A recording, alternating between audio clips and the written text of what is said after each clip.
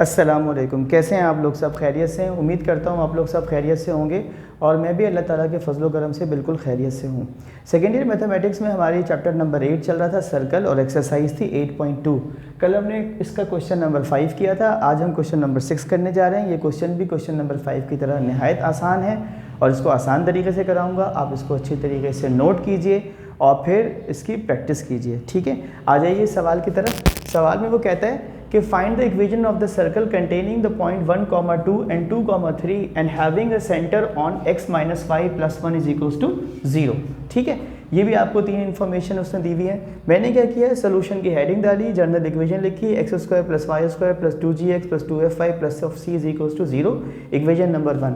अब चूंकि मुझे सेंटर की इक्वेशन दी हुई है x - y + 1 = 0 और मुझे पता है g मेरा माइनस होता है, f मेरा माइनस होता है, तो मैं इसमें पुट कर देता हूँ। तो ये बन जाएगा -g और फॉर्मूले में भी माइनस है और ये खुद भी माइनस है, तो ये माइनस माइनस प्लस हो जाएगा, +1। देखिए ये +1 था, x की जगह पर -g आ गया, y की जगह पर -f आ गया और चूंकि ये माइनस था तो माइनस माइनस प्लस हो जाएगा, -g + f + 1 = 0, equation number 2।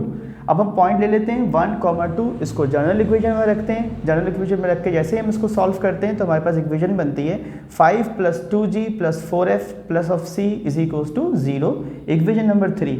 Similarly हम आते हैं पॉइंट हमारे पास पॉइंट्स हैं 2, 3, इसको जनरल इक्वेशन में रखते हैं, सॉल्व करते हैं तो हमारे पास इक्वेशन नंबर 4 आ जाती है 13 + 4g + 6f + c = 0।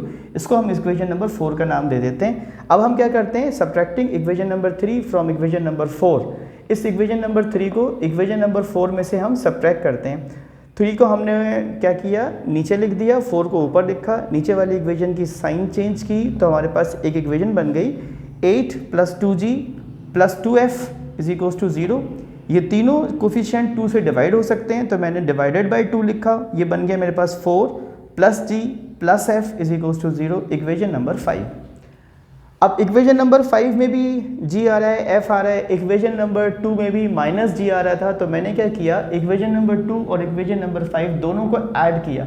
ऐड करने से क्या हो गया, मेरे पास g से g कैंसिल हो गया और आपके पास सूरत हाल बन गई 2f + 5 = 0 और यहाँ से मैंने कहा 2f = -5 और f आ गया मेरे पास -5/2।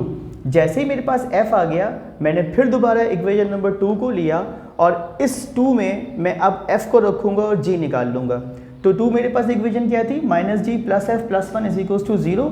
मैं इस -g को इधर ही रखता हूँ, बाकी सबको उस तरफ शिफ्ट करता हूँ, -f - 1 = -g और g मालूम करने के लिए मैं क्या करूँगा, इस पूरी इक्वेशन को माइनस से मल्टीप्लाई करा दूंगा, तो ये हो जाएगा g = f + 1 और जैसे ही मैं इसमें f पुट करूँगा और f मेरे पास क्या है, -5/2, तो g मेरा किसके बराबर हो जाएगा, -5/2 + 1। इसको मैं ऐड करता हूँ, जैसे ही मैं ऐड करता हूँ तो मेरे पास ऐड करने के बाद g बनता है -3/2।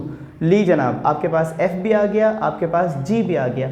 अब आप क्या करते हैं, g और f दोनों आने के बाद आप इक्वेशन नंबर 3 को लेते हैं और उस इक्वेशन नंबर 3 में, इस इक्वेशन में आप g भी रख दें, f भी रख दें। 2 से ये 2 कैंसिल हो जाता है, ठीक है, और आपके पास बचती है इक्वेशन 5 - 3 - 10 + c = 0 और ये सिंप्लीफाई होने के बाद होता है -8 + c = 0, c आ जाता है मेरे पास 8। अब क्या आ गया जनाब, आपके पास g भी आ गया, f भी आ गया, c भी आ गया, सबको उठाइए इक्वेशन नंबर 1 में रखिए जनरल इक्वेशन में और आपके पास आंसर आ जाएगा x² + y² - 3x - 5y + 8 = 0। Equation सवाल आपको यकीनन समझ में आ गया होगा। अच्छी तरीके से इसको सॉल्व कीजिएगा और वीडियो पसंद आई हो तो अपने दोस्तों के साथ शेयर कीजिएगा। अल्लाह हाफ़िज़।